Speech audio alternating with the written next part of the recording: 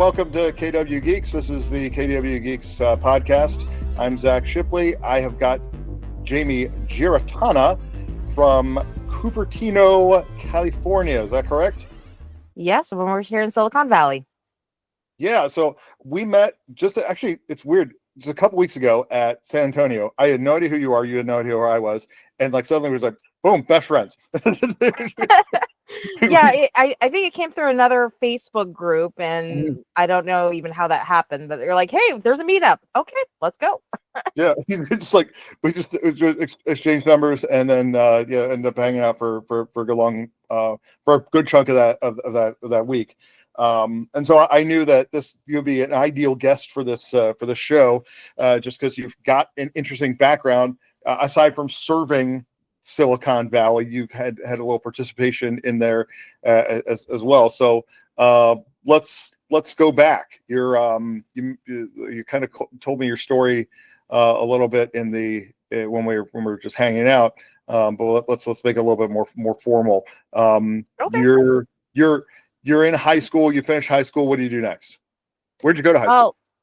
High school, I went to Santa Clara. So Just basically grew up in the Silicon Valley, and I knew back in high school, okay, I think I'm dating myself. When the first Toy Story came out, I knew I wanted to be a 3D artist and animator. So I basically gave up on a lot of my math classes because I wasn't good at it anyways, because I knew I wanted to go to art school. And when I graduated high school, I decided, instead of going to the traditional college route, which upset, of course, my Asian parents, I went to the trade school route. And the trade school that I went to was called Expression College in Emeryville, which is right smack dab next to Oakland. And I went there for 3D art and animation. And that's when I found all my weirdos. I was put out of place in high school, a little bit nerdy, a little bit outcast, even though I was a Asian person that drove a VW Bug convertible while listening to metal and ska and all sorts of stuff. And then I really found myself in a school with music producers as well as 3D artists and people wanting to be in film and gaming. So in my head, you're just you're confirming my personal biases. Is you just sound Californian to me. Very Californian, I think. I'm an artist. I'm driving a Bug. I'm near the beach. I'm listening to music loud. It's that's Californian.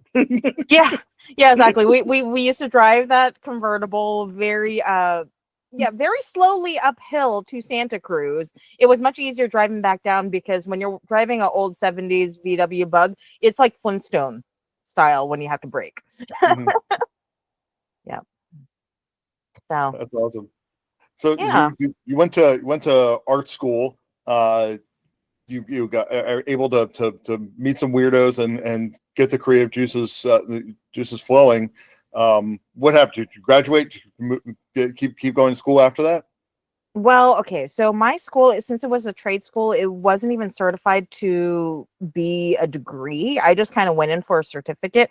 I was spit out when I was still 18, and I think August of 2000. And within a couple of weeks, I landed my very first job in video games. I had gotten rejected by Disney, by ILM, by all the big movie companies that I had wanted to work with, including Pixar, that was building a studio right next door. So I ended up in gaming at a place called Secret Weapon. And it was a very small studio in San Mateo that took over the old Napster office, if you're as old as us and remember what happened with music back then. And we ended up being the small company that worked on the intro animations for the PlayStation Underground magazines, the official PlayStation magazine, as well as the very first game that I worked on was Tiger Woods PGA Tour 2001 for the PS2. It was one of the first games out there. Wow, that's amazing. So it's quite a good start. And it's funny because I of course, grew up in an age. I had a PlayStation, Xbox. I was buying those magazines with the demo discs. It occurred to me a way later that if I didn't buy the $10 magazine every month, I could probably afford to buy more games. But I liked having the demo discs. I like being able to try stuff. And and so it's like it never occurred to me. It's like, oh yeah, of course somebody has to make those. Somebody has to put all those discs together. Now I barely even find demos for actual games, even though downloading should make it easier. There's like almost never a demo or freebie for something. Games are Yeah. they're either $80 or they're free to play. Yeah. Well, I mean, they're free to play up until they need you to buy a whole bunch of other things and watch some ads at this point. Yeah. Free to start, I guess is maybe Yeah, free to start. Or it's cheap, or it's $20 to start, and then you have to pay for everything else. So were you a big gamer yourself? Was this something like, oh, I fell into something I love, or? So we go all the way back to Commodore 64 Yeah. and the Ataris, which I can barely remember, but I just always remember having them as a kid and playing around with all the games and the old paddles and the joysticks. Mhm. And so I had everything from the PS1 when it first, or back when we just called it the PlayStation, Yeah. as well as the Xbox. And so I was gaming around that time. Did not ever get the Sega Saturn. That is one console I didn't have, but yeah. I bought a Sega Saturn in 2009, I think. Yeah. Well after. I was after.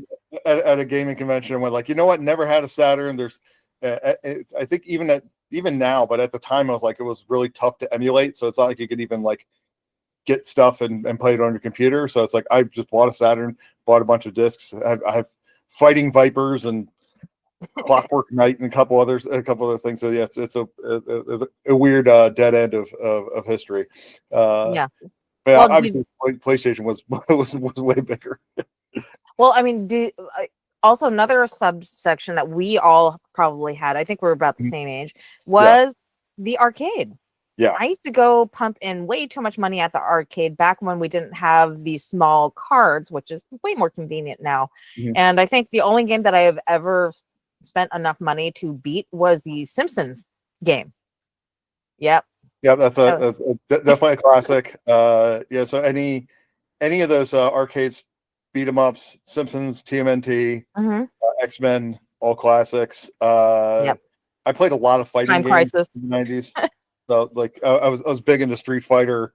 And yeah, it was kind of like it was kind of like how movies are. Like, movies would come out in a theater, and then like 6 months or a year later, you get a tape or a DVD and be able to come. Like, it's like, oh, a game would come out in the arcade, and you wouldn't be on a home console until like a year or more later. And then some games like this, like that Simpsons arcade game, that you couldn't play that at home until it came out like Xbox 360, and even then it's kind of like it's like you can't download it anymore. So it's our arcades were really a special thing, and everything was very specialized.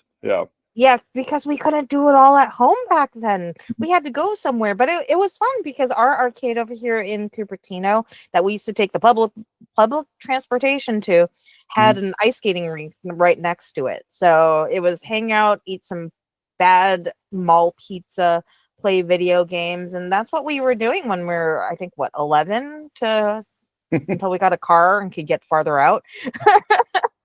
Oh yeah, arcade walking distance from my home where I grew up, and that was like every Friday, Saturday, just going down there and hanging out with people and spending whatever money I had. I would skip lunch and spend all my lunch money at the arcade. If I had like $2-3, it's like, okay, meter out these quarters. Don't challenge this guy at Street Fighter; he'll beat you. Your game will be over too quickly. Wait. Nice. I mean, I felt like those were the fun days of gaming. Mm-hmm. So, and then with that, I did end up in the arcade industry later when our company ended up porting a lot of these games from EA over to the game consoles in the arcade. So it was kind of interesting because then when I was over there, I met a lot of people that were working on what is it, Capcom and Midway, as well as Atari. Even one of our old friends, I think I forgot.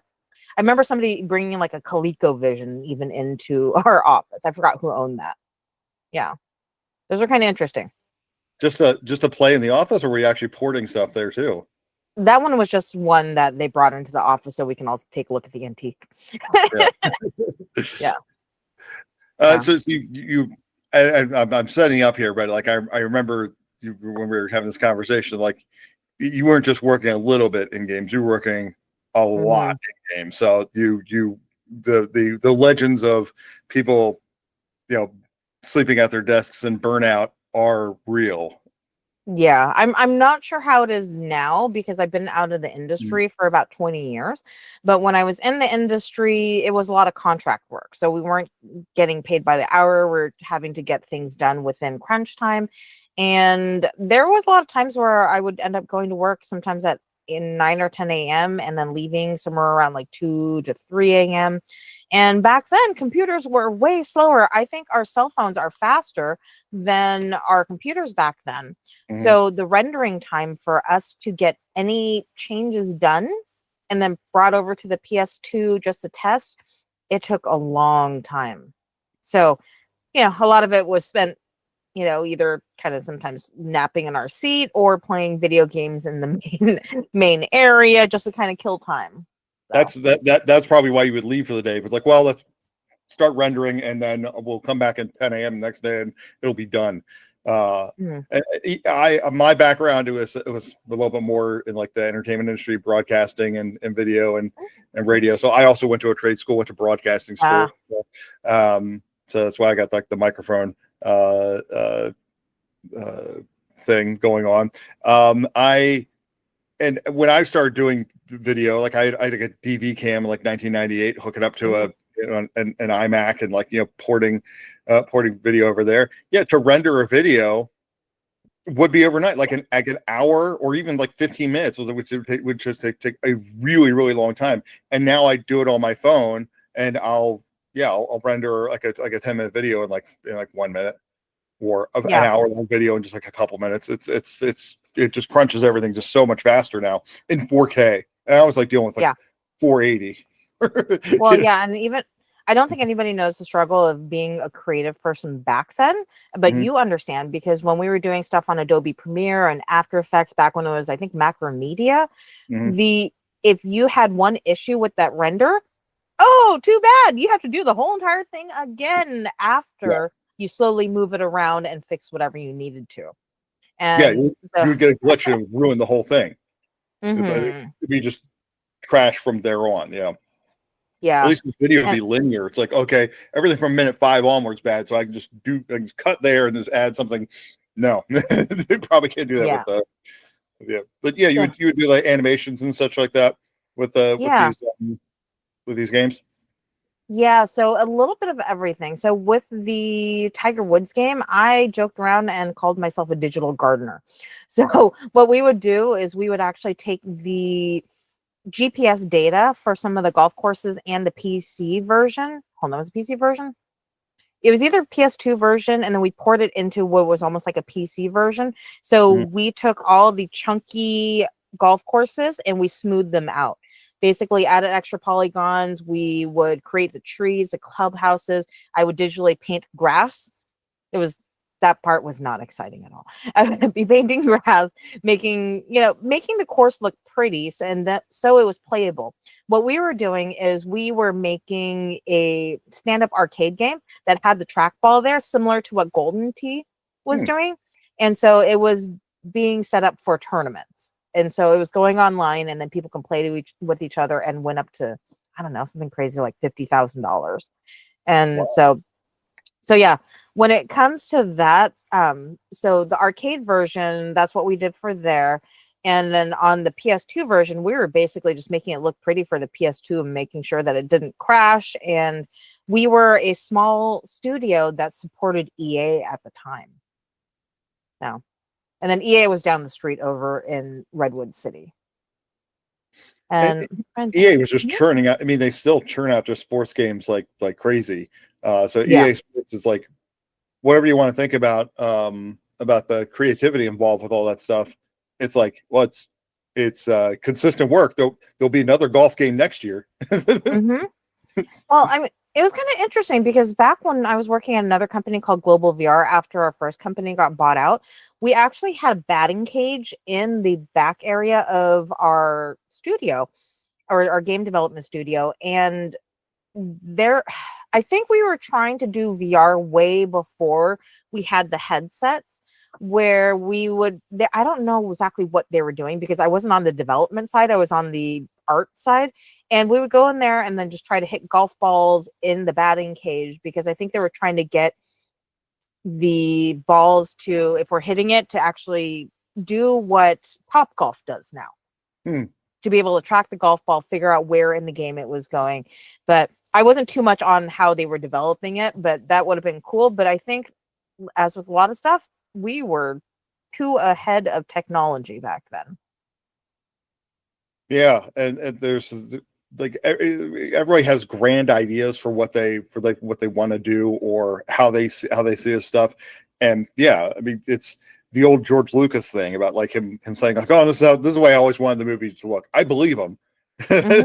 It's just like, you know, he's like, he had his idea for what he wanted it to be. It's just, it just took, you know, a couple decades for the technology to catch up for what he really wanted to do. Exactly. Yeah. And So you worked your butt off on games for a long time, but obviously you haven't worked in games in a good long while now. Like mm. when was that stop? When did you get out of that? So it was, I think maybe summer of 2005. So I spent about 5 years in gaming, which probably felt like 10 years due to the amount of time that I spent Mm. in at work. But I got out, and it was around that time where I decided, if I'm going to work 80 hours for somebody, I'm going to work for myself. And so that's when I ended up becoming, an entrepreneur. So at that point, because of the gaming, what it did afford me is it afforded me turntables around 2003. So I started DJing and doing website design, as well as any kind of, I don't know, event promotions. So I got more into everything, not so much the broadcasting side. I did end up on Mm. radio, but not as a DJ like you were, Yeah. probably. Yeah. For all I wanted to do was like host a morning show or something. Like I wanted to be that guy. I guess in a way I kind of do that now with Mhm. podcasts. There's so many people doing the bar got taken away. It's like, oh yeah, anybody can host a talk show now. But yeah, when you were DJing, you were like actually you're playing at clubs, festivals, and stuff like that. I always Yeah, did I weddings. did. Hey, you know what? I think weddings pay more money these days. Well, they definitely I'm just gonna say do. that. Yeah, so with that, I was in the San Francisco house music scene and electronic music scene. So I would end up doing crazy things like there, I think, have you ever heard of Love Parade in Berlin? So they did a San Francisco version that had multiple different names due to copyright reasons or trademark reasons. And so there's been times where I've helped set up parade floats and help promote the events. And I did a lot of crazy stuff, including Burning Man. So I've been a part of a lot of different kind of music scenes around here. Wow, that's awesome. Yeah, the uh, club and electronic music scene is far removed from where I was at, because yeah, I leaned towards wedding DJing because it was all everybody always had a need for one, and realistically at the time, circa 2005 to 10 or whatever, digital music was still pretty early. So my Mhm. value was really just like, oh no, I've got like 1,000 CDs. I can play requests, and I'll burn whatever the iTunes top 10 is, you know, on a Friday, so I'd have it on Saturday. So if somebody's requesting some song that's like brand new, I can bring it up. But also I've got, you know, hits of the 70s and 60s and whatever else for the boomers. Well, I would say what was probably your most requested song during that time? Oh, it was always like, let's see here. There was always stuff like Brown Eyed Girl, or like they're like or songs that were that were very much of like the wedding first dance type things. Mm. Um, and yeah, I'm kind of blanking on stuff now. I know like lately here's the other thing. It's like I still DJ from time to time, and I mostly just do parties for friends or like events for kids, like elementary. Oh, Like I'll DJ the elementary school dance and sweet. for my neighborhood elementary school because it's like only up to fifth grade. Well, and it's also it's 6 to 8 o'clock, so it's only 2 hours, and like Hmm. we're done by 8. Yep. So I do it for free because like I've got the speakers, I've got the little controller. It's fine. It's a PTA fundraiser, and the last time I did that, it was all Taylor Swift, like all the kids just wanted to hear Taylor Swift, and I have a strong feeling here in the fall season now, just because of where things are going. It's like I'm going to get all K-pop Demon Hunters. I got to get really familiar with all those songs. Hmm. I watched the movie last week at Elizabeth's Beckoning, and Ooh, how was it? it's fun. It's a great movie, but also like now the soundtrack is like stuck in our heads. Like my wife is just asking the Google smart speaker to play Golden like every day. Mm. Yeah, like they even started promoting it at the sushi restaurant down the street from us. I was looking at it, I was like, wow, okay, I guess we can get Demon Hunter toys here. What? It's yeah, it was very expected. I guess yeah.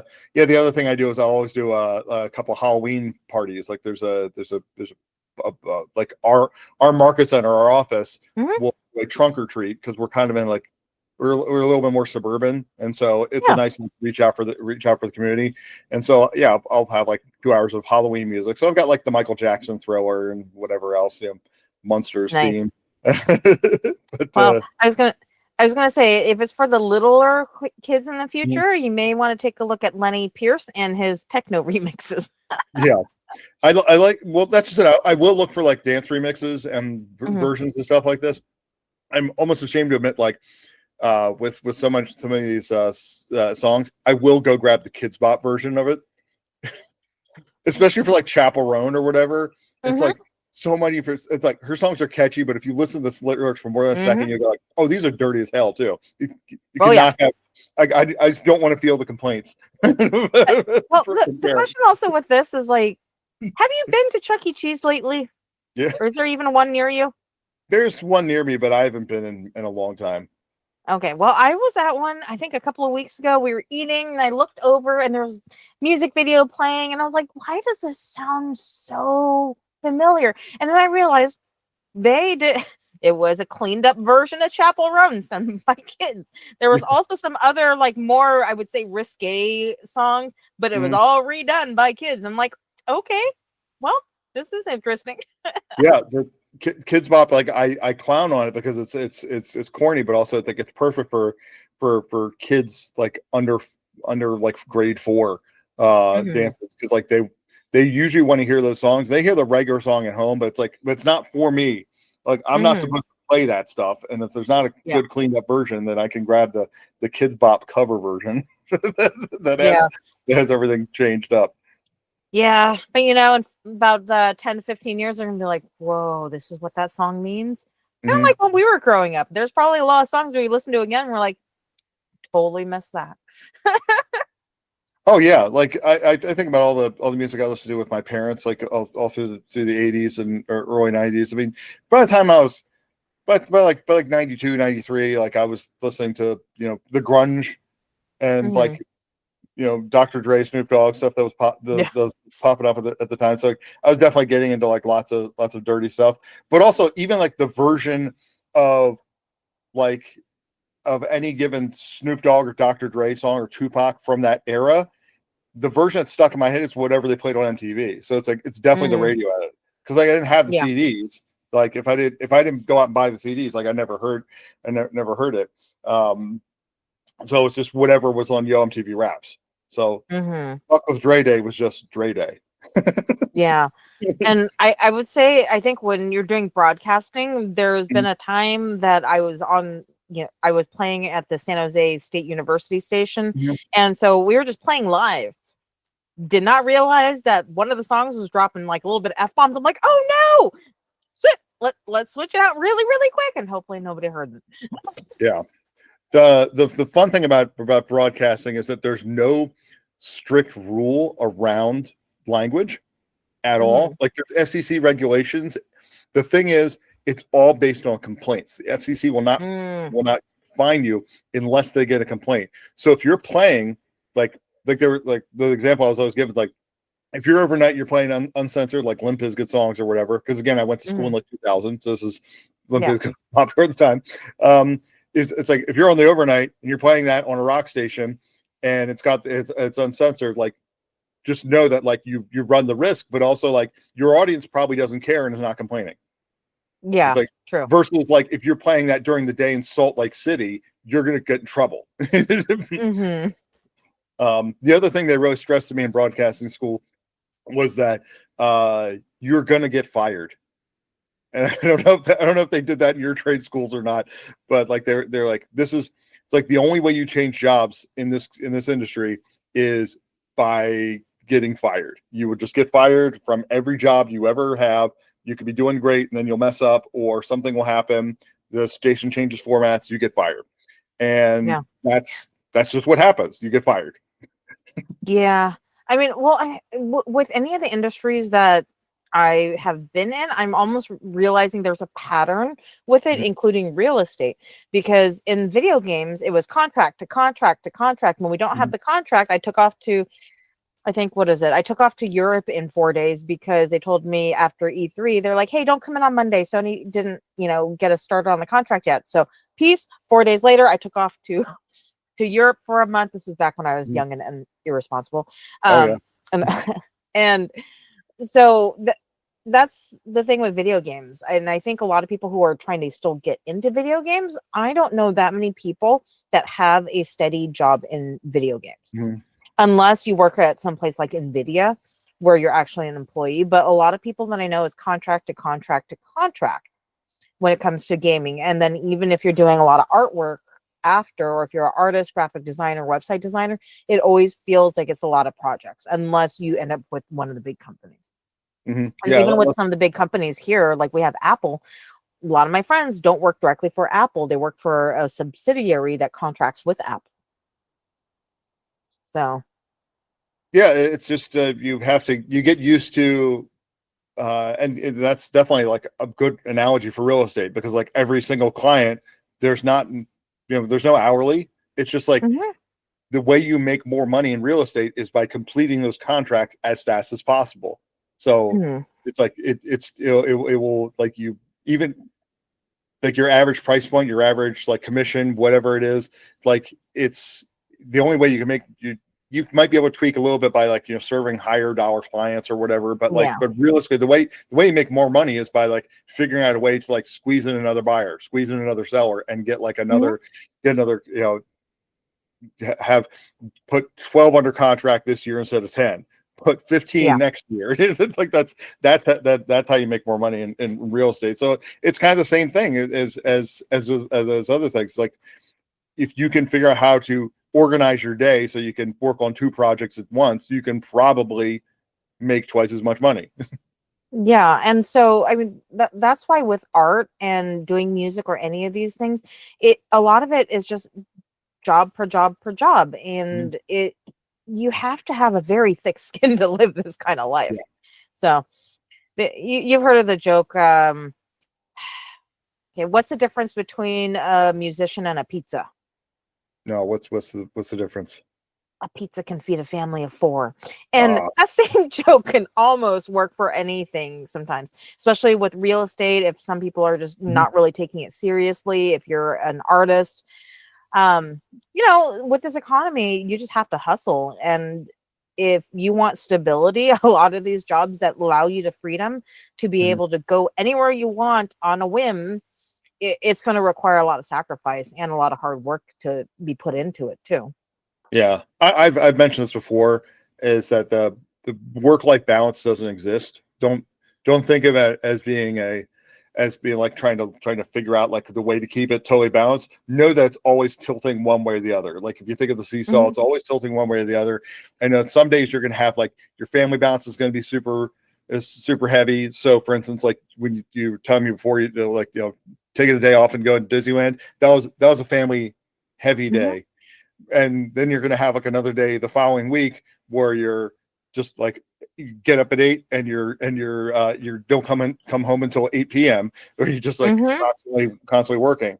Yep. And just knowing that if you lean too heavy to one side for too long, that's what does damage. But it's like as long as you can teeter the other side. So and the entrepreneurial spirit, yeah, you're right. This is not something for everybody. It's not just about being self-startered. It's about being like thick-skinned and knowing that you need to also beat yourself up every once in a while because you're Yeah. not you're your own boss.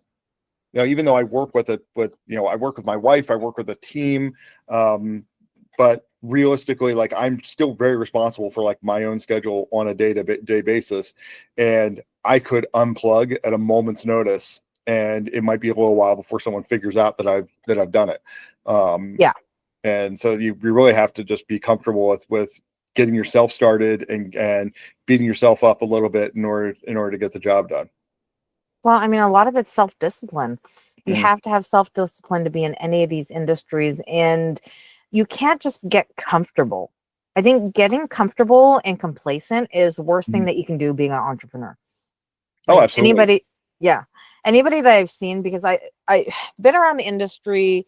I've seen a lot of friends in real estate, but then I've also seen a lot of friends in music as well as art. And the ones that are still doing really good right now, like some of them are either hitting main stages in music festivals as well as on the top of their game for like video games. They stay consistent. They are very consistent. They keep doing what they love. They don't let any excuses in their life deter them from what their goal is. And I think that's very important. Yeah, I see friends of mine who are in bands that like still maybe it's still that early stage like, and realistically you don't know if you're going to make it, but you have to practice and perform as if you're going to. There's a Hmm. certain degree of luck that comes with any of this, and so I just think of this as being just it's a combination of luck and skill. Yes, Yeah. you have to be lucky in order to get in front of the right person in order to sign that contract, and maybe this is the one that like catapults you into success in real estate or whatever. But also you have to be as practiced and skillful as possible so that when you get in front of that right person, you don't mess it up. You Yeah. know? Well, I mean, besides that, it's a lot of networking. You Mhm. have to make sure that you're putting yourself in the right places at the right time. And also, just what I always tell people, especially people coming out of high school and college, don't be a complete dick.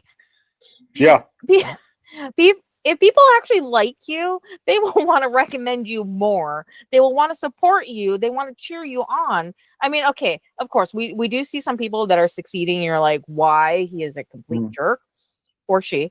And but at the same time, like you tend to attract more flies with honey. Oh yeah. There's it's just you can be kind of a dick to people and that might get you pretty far actually, but Hmm. it won't get you to the top because it's sooner or later like you're going to end up alienating somebody that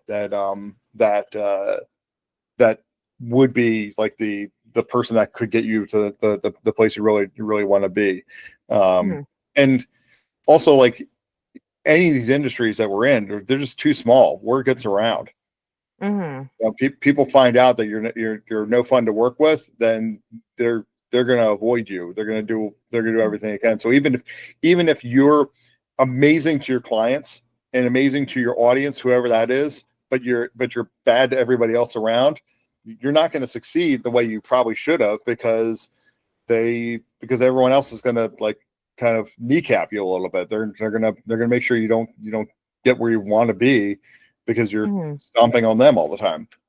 Yeah, I mean, I just believe in just not just treating other people the way that I want to be treated. Hmm. And I think it's easier to lead a life with less stress than causing all the emotional turmoil to everybody else. I just believe that's like bad karma. Yeah, I've said this before and I'll say it again. Best friends business. This is the best Hmm. friends business. If you treat everyone like your best friend, like that's how you'll keep them as clients. That's how you keep them as coworkers. Keep it's like if I anytime I meet somebody, and there's a little bit of phoniness that comes with I think, because like not everybody is your actual best friend, but also Yeah. like, well, just treat them like you would, like if you're willing to do them a favor or go out of your way to help them every single time, like anytime that you can, within Yeah. reason, then like people recognize that. If you develop inside jokes with them and and let them in on your life in a way that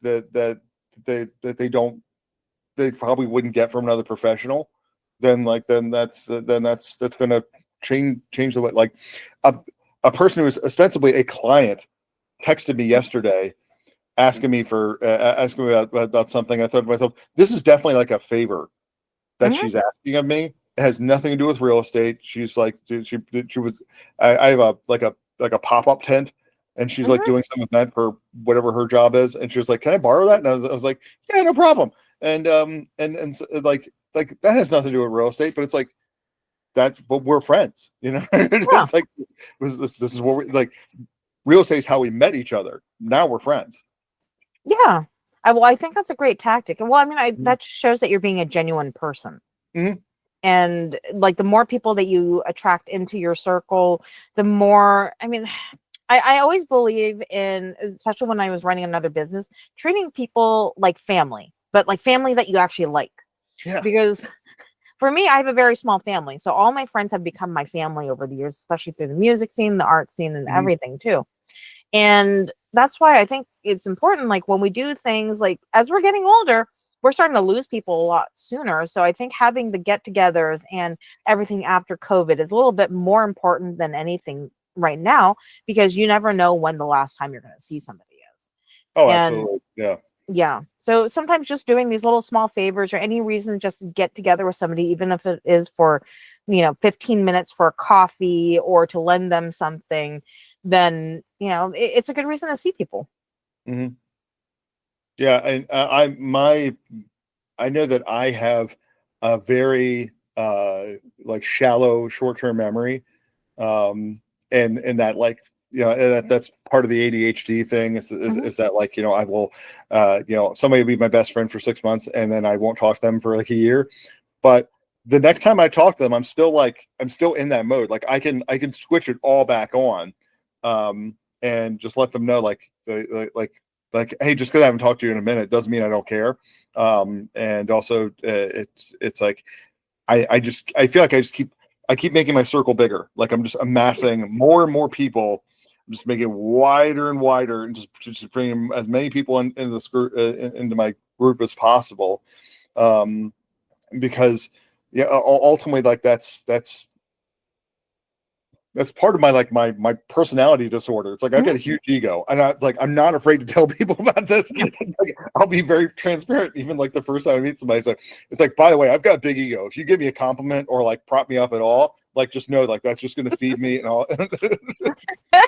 Hey, at least you're upfront, right? I'm honest. It's like, is it because the last thing I want to do is be like some kind of sociopath about it. It's like if I'm honest and people just know to expect that out of me, I'm not going to use you or abuse you if you're aware of Yeah. it. So that's so like the fine line between like being a sociopath and just being like somebody who just like likes being complimented and propped up. Oh, yeah, being in the music industry. There's Yeah, a lot yeah. of that. So Yeah, like all these industries have just like there's narcissists peppered in throughout Mhm. all of them, and you just got to watch out a little bit, but also like recognize your own narcissistic tendencies, because I don't think you can Mhm. kind of get into it unless you've Yeah. got like a little bit of that going on in your brain, like like a little bit of that brain damage happening. Or at least to be able to stay in there. I think some people get Yeah. into real estate going, I'm going to sell a bunch of houses because it looks so easy on Netflix. And they get it and they're like, oh, I actually have to like do real work. Oh So my God. yeah. Yeah. My favorite is like I talked to a lot of new agents, and my favorite is like Mm. people I ask why they got into real estate, and they're like, it's like, oh, I love design or I love houses. I'm like, okay, great. That's like a 1% of the job. Like Hmm. like most of the houses you're going to see are like grandma's house, and like there's no design taste being done here at all. And also like if you like if you get really good, you can go into a lot of houses, but for the most part, you're just be staring at your phone, thinking about who you got to call next in order to, because you got to find that person who wants to see a house. It's the only way you can get into them. Yep. Oh, I have developed a new skill while doing real estate. Oh, I can tell what a house smells like by looking at the photos online. This feels like a bit we should do later. Like I'll bring out photos and I'll tell you what it. Well, I'll video call you from the house. Like, what does this place smell like? And don't see if you're right. I'm not sure about you, but in your area, do you occasionally find original homes with carpet in the bathroom? Like, who decided that was a great idea? Sometimes, yeah. Carpet in the bathroom, carpet in the kitchen. Ooh. Yeah. Even just carpet in the dining room. I'm like, are you nuts? Okay. Now, if you were to find a time traveling DeLorean and go back into time, what would you tell the person who had the great idea to create that as a trend? I don't know. It's like, I just want to, I guess on the one hand, like I get it. It feels better on your feet. If your shoes off household, yeah, carpet feels so much better. But it's just the potential for stains and keeping it clean. And also vacuums and Swiffers and all that other stuff like that. Like you didn't have the Dyson like wet mop thing going on, 50 years ago. So what were they using to clean the carpets with? Oh, and they probably had the Hoover demo person come back at that time. But no, like the whole carpet in the bathroom thing. Like if anybody has any baby boys that are potty training, that's a big no. Nope. Or even just middle-aged men who miss sometimes. Yeah, that's true. They drink a lot at night, just hugging the toilet and stuff too. Yeah, I just no, it's just not a good idea. Well, I would have to say, I guess, going back to why I ended up getting in, or a little bit of background, I always wanted to be an architect, but I was terrible at math. So instead, I ended up building stuff in 3D. Then later, somebody told me, you didn't need that much math to be an architect. I'm like, okay, fine. It's still like structural stuff. Yeah, you can a house can stand up on nothing in 3D, but it's like a house will fall down if it's not properly doesn't have the proper foundation of the ruler. I was okay with like, unaliving digital characters with my stuff, but if it ever happened in real life, I don't think I could be able to handle that. So I think that's the other reason I just did not get into more architecture. So. Well, I have to be honest with Jamie. We have been talking for quite some time here, and I want to be respectful of your time, and also respectful of our listeners and viewers' time. So you got into real estate. You're serving Silicon Valley now, and you've got this amazing background. So I would encourage anybody in the area to give you a call. Jamie, where do people find you online? You can look me up at Jamie Giarra, JamieGiarra.com, or find me at any of those across all the socials. And I'm sure Zach will probably have a link somewhere below too. I'll take care of you. So we'll have the links in our show notes. So whether you're looking to buy or sell, you can hit her up, or if you want to hire her to DJ your festival, she could probably figure that out for you too. Yeah. Or I'm always looking to make new friends with agents all across the U.S. and around the world. So hey. Yeah. And apparently I'm fun to hang. Apparently I'm okay to hang out with in San Antonio, according to him. So yeah, I mean, like I said, like we became fast friends very quickly. So appreciate you taking the time out of your schedule to talk with us, and hopefully everybody is able to connect with you. And we'll be back in a couple weeks with another KW Geek. Thanks for listening. Thank you.